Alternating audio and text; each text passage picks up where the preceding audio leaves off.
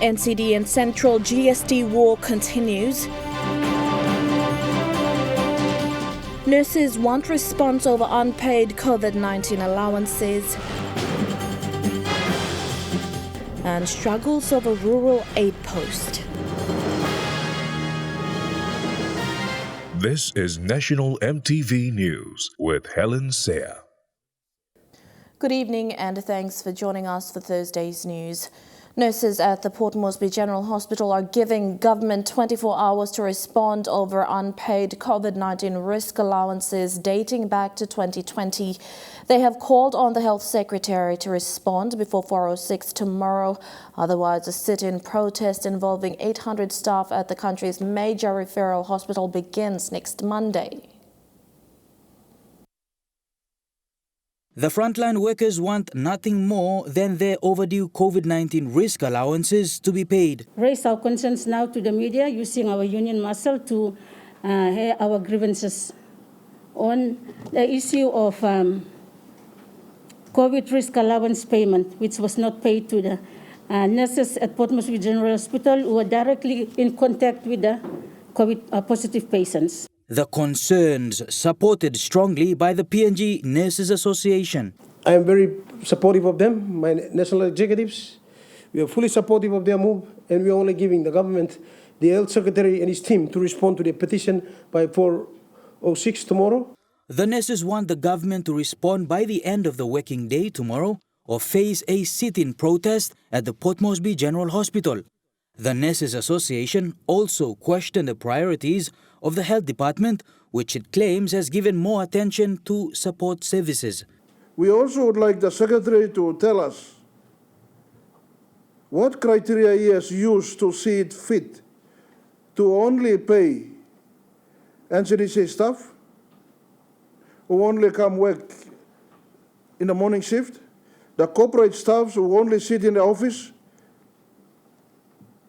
and the catering company, and not addressing or paying nurses who have worked as frontliners. The Port Moresby General Hospital is the country's biggest referral hospital with over 800 nurses. Since the start of the pandemic, 138 nurses were confirmed with COVID-19 whilst serving on the front line of the response and in the wards they serve. Bradley Valenaki, National EMTV News. Despite a shortage of medicine, supplies and manpower, community health worker Anne Boleyn Anjan and her colleague continue to provide services for the people in Busamang in Morbid Gulf. The Busamang Aid Post serves a population of over 3,000 people, including those further inland who track to the coast to access health services. This week, a set of one-year-old twins were admitted at the aid post suffering from severe pneumonia. They were brought to the aid post by their mother, who had to walk one day to get to the aid post. Yesterday I said you go home. These twins suffer from severe pneumonia. They are currently being admitted at the Busamang Aid Post in the Salamaua Rural LLG in Morbid's Gulf district. The community health worker in charge, Anne Boleyn Anjan, says their mother and a relative had to carry them on a one-day walk to get to the aid post from a village further inland. And now we treat more staff, we treat more staff. They are improving on my treatment. So as soon as they improve, I'll send them home. This is just one of many other cases seen at the Busamang Aid Post. With a two-member team, Anne Boleyn and her colleague Bayuka Bazinare serve a population of up to 3,000 people from the ward and neighboring villages. CHW Anjan said while many of the patients are referred to Salamaua or Lay for further treatment, the costs involved become burdensome for patients and guardians. As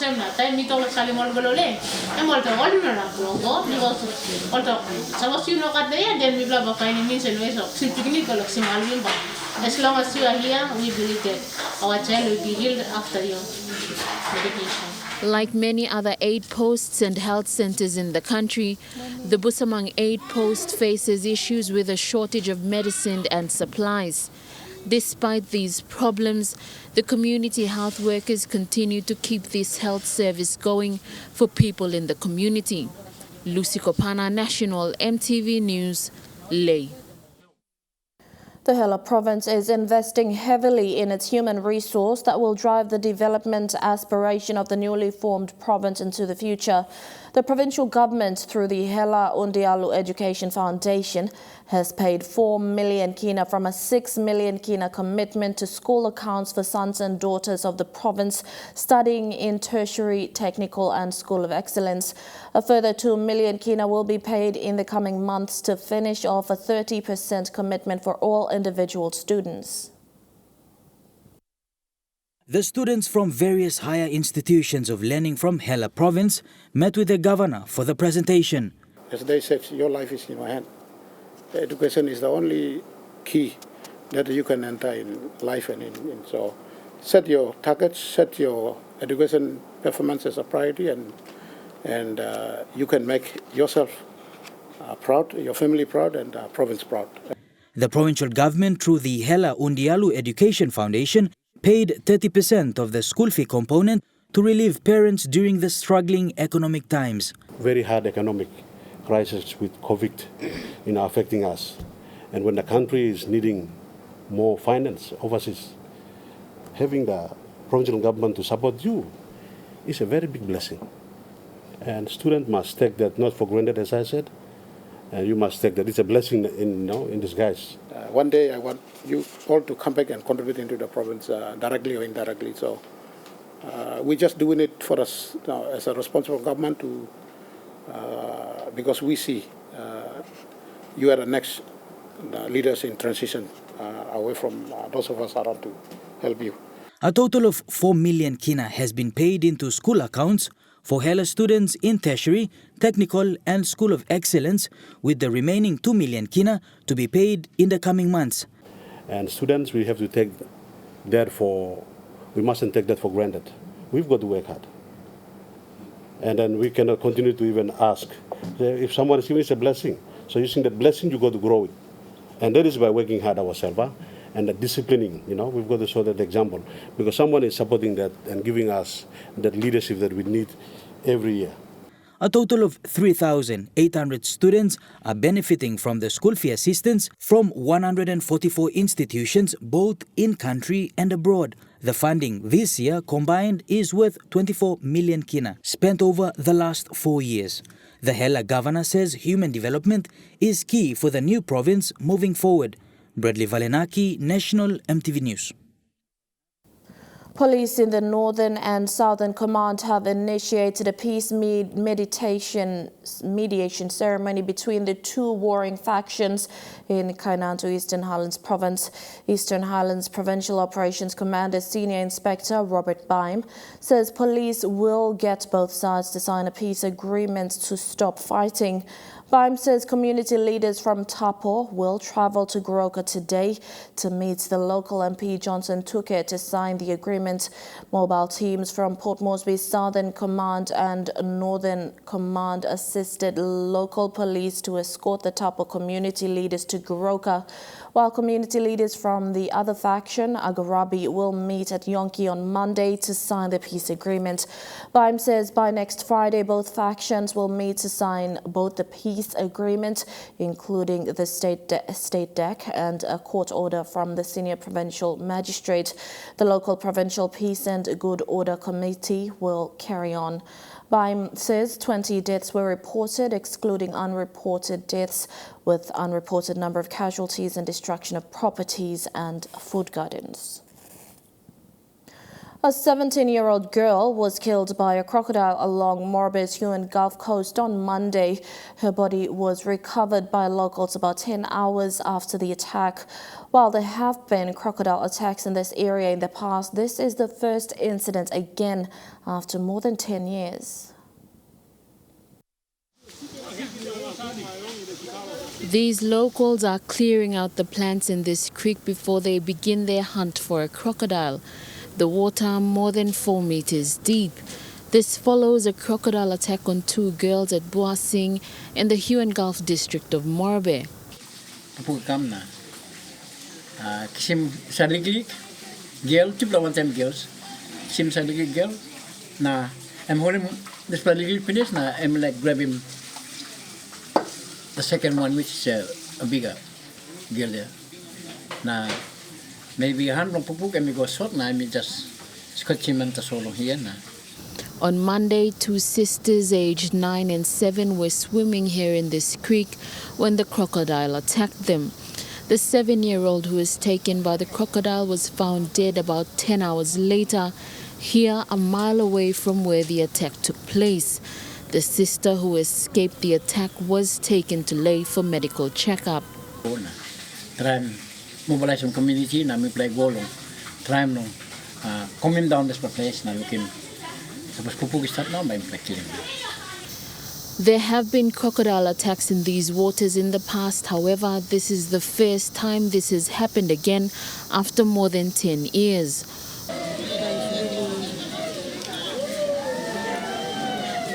While the locals mourn the death of this child, the men continue to search for the crocodile. Lucy Kopana, National, EMTV News, Ley. The cumulative total of COVID-19 cases in Morbid province stands at 675 as of last week. The category of people affected are health workers, frontliners and company mobile workers. Ley District has the highest number with 614. Bulolo second with 28, Nawai with 20, Makam with 6, Finchafen with 5, and Huon Gulf and Tau ICAC each have 1 case. 75 cases of the cumulative total are health staff of the Angao Memorial Hospital. So far, 70 have recovered, 5 are still active, and 1 has passed on. Meanwhile, there are currently 7 inpatients at the provincial COVID hospital. 5 of these cases are normal and 2 are on oxygen. National EMTV News continues with more stories after the break. Stay with us.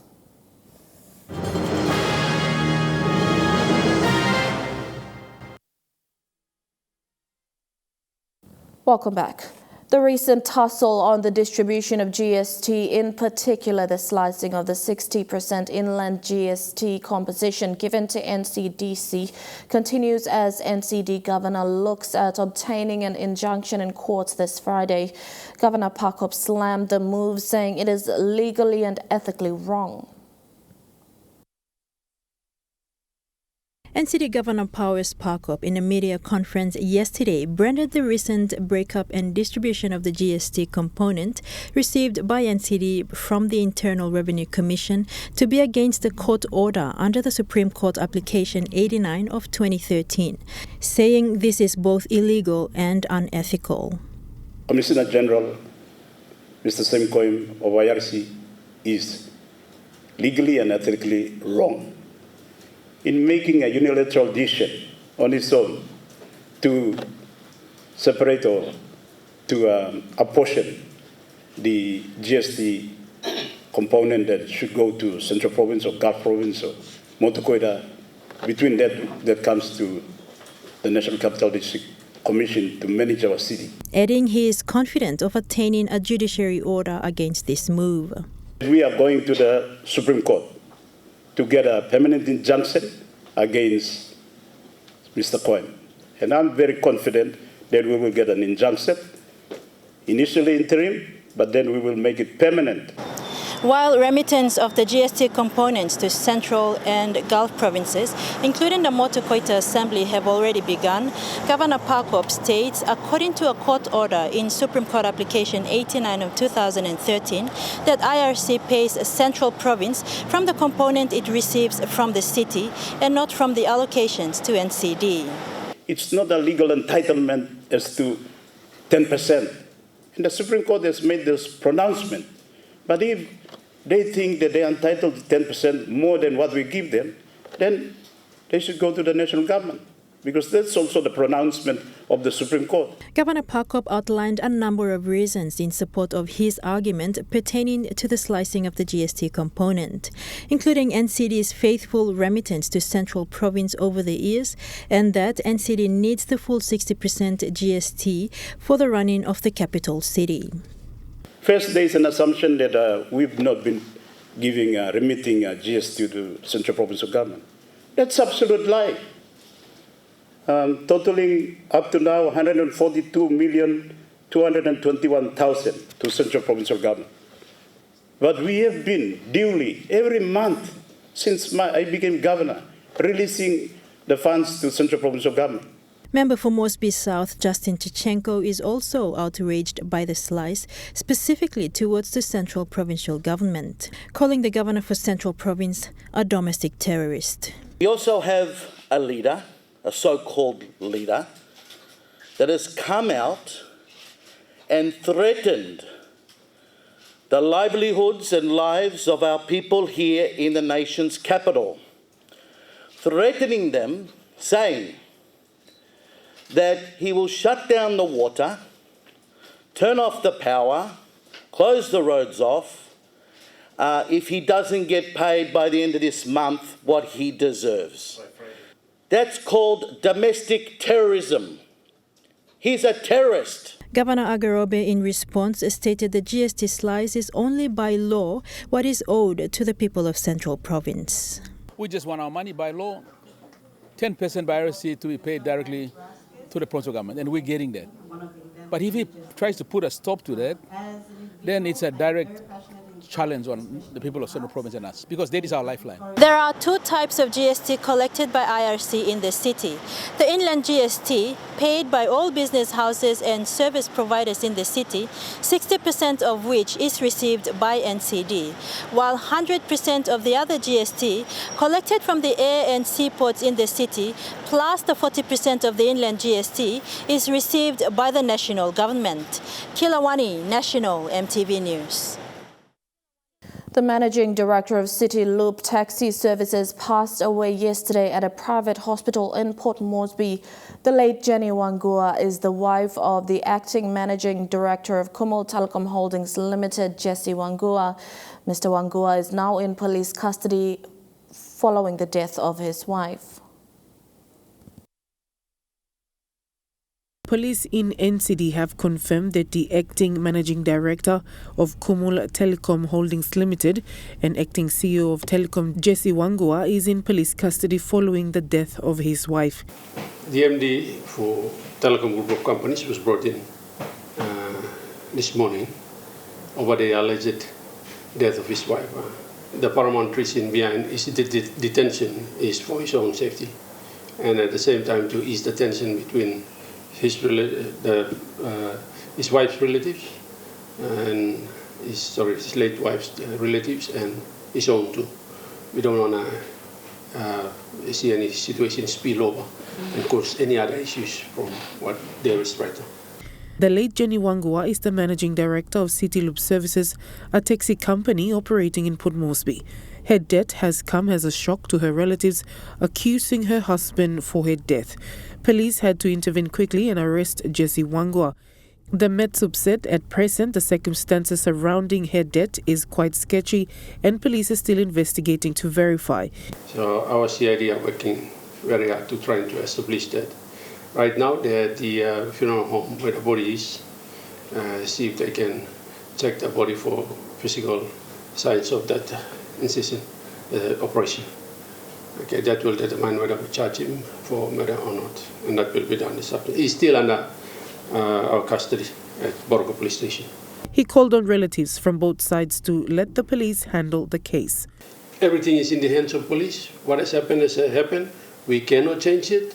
Just leave it to police to do investigation, ascertain the date, and we'll lay the appropriate charges. Please, everyone's cooperation is needed at this time, especially when we have pandemic causing havoc out there. People are dying. There's a lot of rumors around surrounding COVID. Some are true, some are not true. There's a lot of anxiety and tension out there. They just have to keep themselves safe, do things in a way that we don't cause extraordinary situations apart from what we already have. Meanwhile, Telecom Holdings Limited has issued a statement describing the allegations as unfounded statements and biased allegations made against the acting managing director of KTHL on social media. The board and management of Kumul Telecom Holdings Limited expressed their sincere heartfelt sympathy to Mr. Wangua, their children, their immediate families and the relatives at this difficult time, and wish to urge everyone not to spread false rumors until the cause of death is made known by the medical experts. Shamin Poreambeb, National EMTV News. The man who has killed his two sons is still yet to be charged. NCD Metropolitan Superintendent Gideon Ikumu said they are waiting for a psychiatric examination to be conducted first before charging the man. He's in police custody. We are still waiting for medical doctors, especially psychiatrists, to ascertain, to examine his mental condition. Because it can come back and tell us later that at that time he was not in his right state of mind when he committed. So we need clearance from the medical officers to see whether he was in a state of condition, proper state of, stable state of condition to have committed. So that is still pending. Request verbal approval has been was given by the medical staff at 3 Mile, but they have not scheduled a time yet for the check. We can either take him over there for the physical examination, mental examination, or they come over and do the check on him here at it. A memorandum of understanding was signed today between the PNG Defence Force and the Civil Aviation Safety Authority to allow for the continued use of the civilian airspace. A safety framework was put together by PNGDF and the Royal Australian Air Force as a voluntary compliance by the military when operating in the civilian air safety regulation. The MOU outlines the safety regulations that PNGDF's Air Transport Wing for the military will operate by when using the civilian airspace. It is also a structure where the civilian qualification and testing regime may be done. PNGDF Major General Gilbert Toropo said the military needs to improve in aviation technology and safety and meet the world's best practice to operate in the air. Toropo said despite having their own responsibilities, they must meet the safety requirement to operate under the civilian airspace. CASA PNG Deputy Director Captain Tom Wanga said the partnership will maintain air safety and security and is critical of such organizations to cooperate and work for a national interest. Captain Wanga says while PNGDF is mission-driven, CASA PNG is safety-driven, and considering it will produce the desired objectives and goals. Another milestone was the PNGDF and Royal Australian Air Force air-to-air talks that have paved way for the Flight of Excellence concept that came into effect in 2019. Gertrude Gabi, National EMTV News. Opposition leader Belden Nama is calling on the government to uplift lockdowns in the country and promote the nuclear passing protocols. Mr. Nama says the lockdown will create social and economic disaster while encouraging criminal activities and disrupting the progress of the academic calendar. He says when lockdown is uplifted, the nuclear passing protocol should be carried out by public health workers and civil servants, not the police, as they are abusing citizens' human rights. Mr. Nama encourages everyone to observe the protocols. And now looking at the NASFund market report, the Kina closed unchanged at $0.2850 in the interbank market. At Bank South Pacific, your Kina was buying $0.2775 US, $0.3654 Australian dollars, $0.3777 New Zealand dollars, and 29.49 Japanese yen. Looking at commodity prices at New York close, gold is trading higher, coffee, cocoa, and copra closed lower. Palm oil closed lower, crude oil is trading lower, and copper closed higher. And on the stock market, the Dow Jones closed lower, the ASX 200 is trading higher, and the All Ordinaries is trading higher. 146 participants graduated yesterday from the SME and MSME program with certificates in basic financial literacy. That certificate of basic literacy will enable women to obtain a loan in NDB Bank to fund their SME and MSME businesses. It is the initiative of Morbid Northeast member John Cowper to help women in his district to be financially independent to help themselves with their living.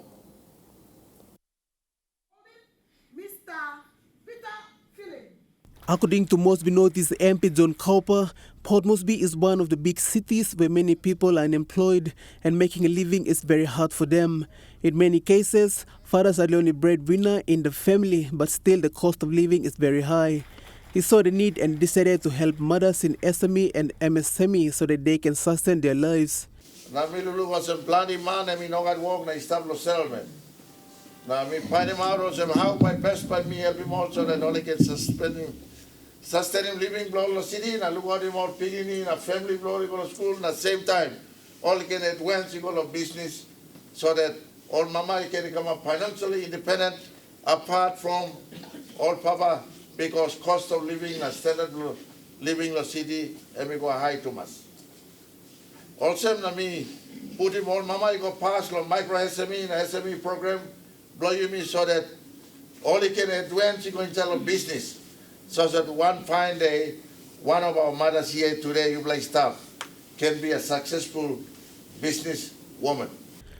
In SME and MSME programs of the national government, one of the prerequisites of government for the people to benefit from SME program is they must have financial literacy. This enables them to apply for loan in NDB Bank. That is why it is compulsory for every SME and MSME participant to undergo financial literacy trainings and obtain financial literacy certificate. After this graduation, you got certificate. Now, every requirement blow in John Cowper. Every requirement blow Papa blow money.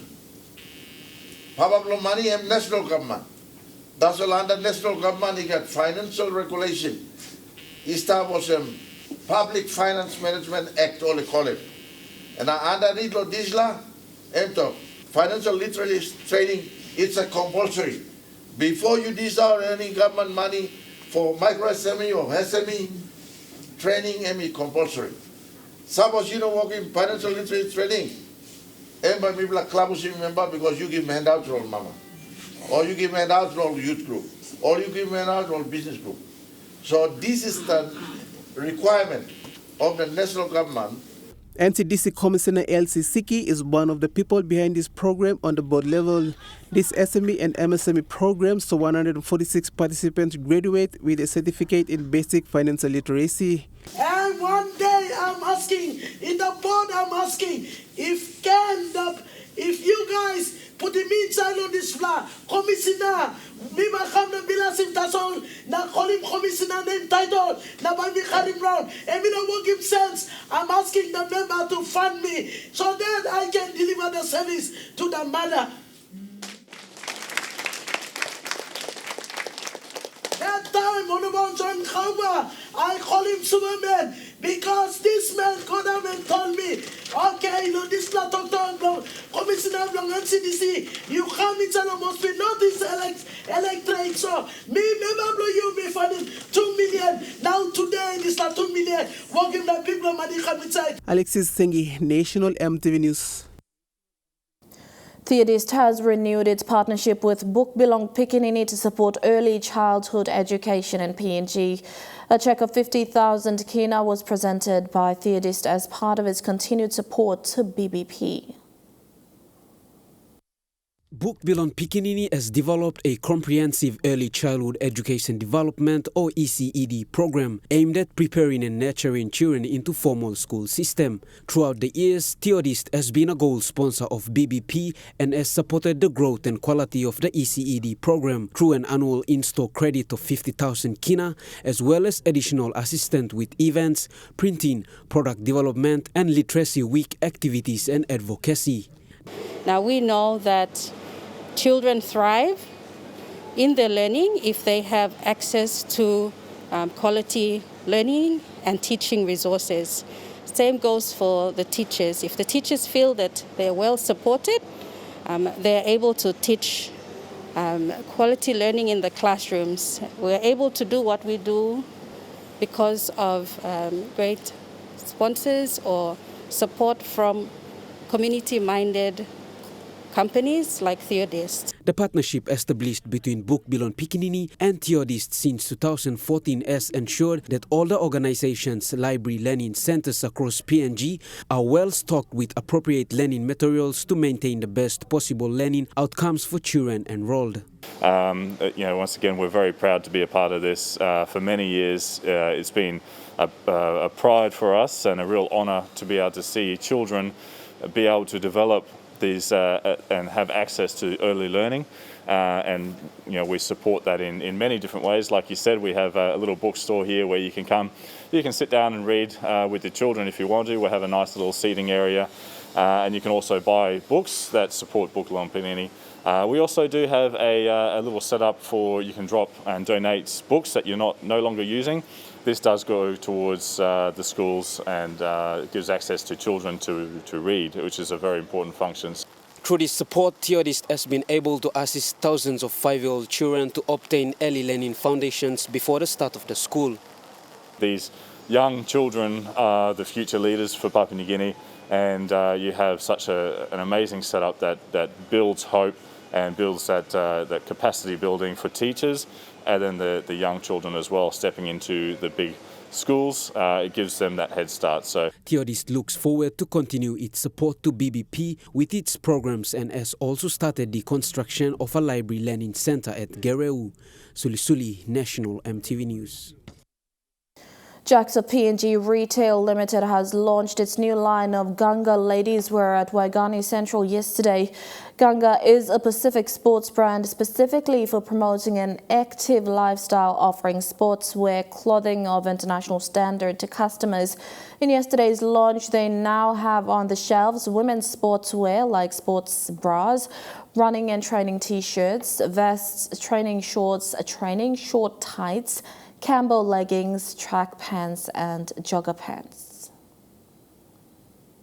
Crocodile Sports is up next. All the details after the break.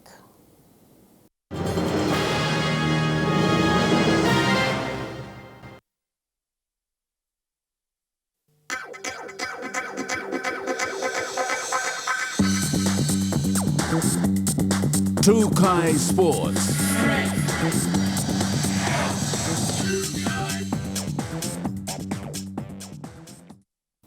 Welcome to Crocodile Sports. Crocodile Industries Limited and the Papua New Guinea Olympic Committee today officially launched the sale of Crocodile Fun Run t-shirts. The annual Fun Run was cancelled last year, and this year the event remains cancelled, but the sale of the t-shirts will commence in selected retail outlets. The sale of shirts will generate funding for Team PNG to attend the Tokyo 2021 Olympics in July. Today saw the launching of the 2020 pre-ordered Crocodile Fun Run shirts. With the cancellation of the Fun Run last year, it is a relief that the shirts will be sold. This is despite the event cancelled for the year 2021 as well. Last year the event was cancelled. It was very unfortunate, but we're happy to say that today this press conference is marking the launch of our Crocodile Fun Run shirt sales from the PNG government and regulations and protocols. It's important for us that we think of the safety of the public. Hence, we've decided, the PNG Olympic Committee and Crocodile Industries, that there is no fun run this year. In the past, there were auctions for organizations and the corporate sector to bid for shirts. But this year it's different, with letters of appeal given out to past bidders in the fun run auction. So it's now going to be based on letters of appeal that will be going to all of the corporate sponsors in the past, and as well as targeted new sponsors to assist us in purchasing of t-shirts.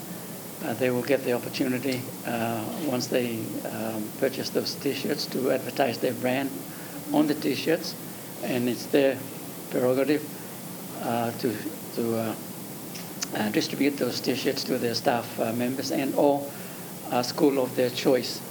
Shirts will be sold for 10 kina as usual, and outlets where the shirts will be sold will be made known by Monday, 3rd of May.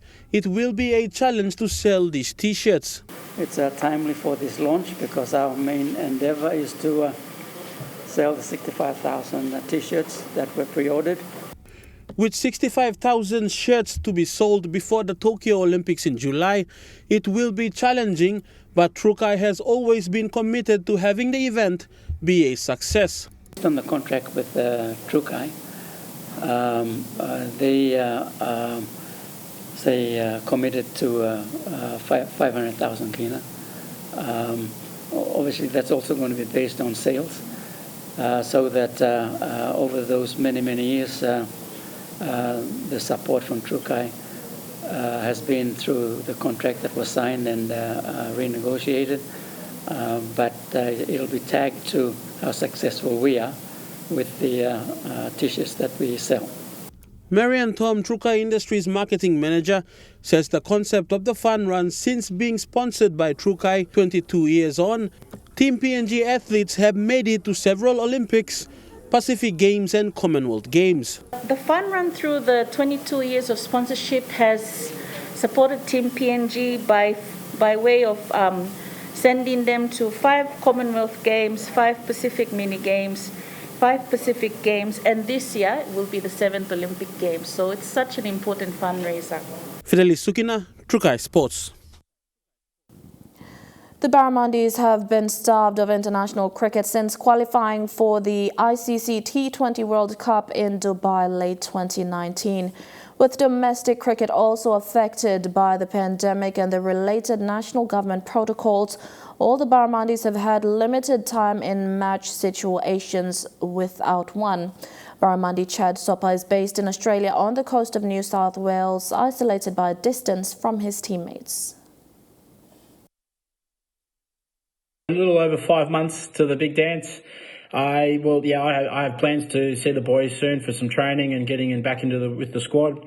I've been in talks with Cricket PNG as well, so there's some plans in the pipeline that are yet to be confirmed, but we're looking forward to getting the squad back together and getting ready for the big dance. And that story wraps up Trukai Sports. The weather details after the break. Trukai Sports.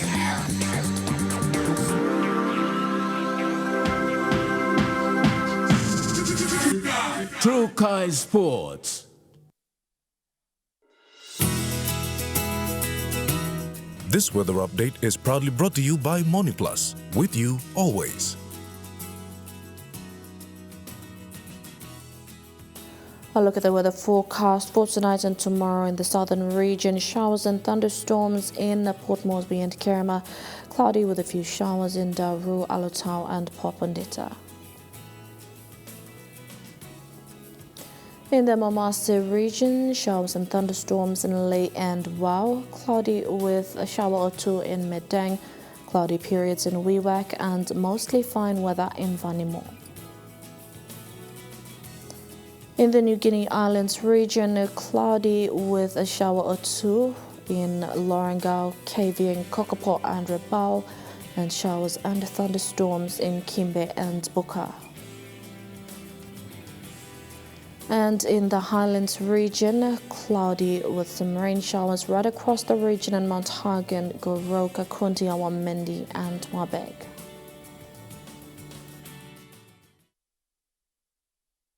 The weather update was proudly brought to you by MoniPlus, with you always.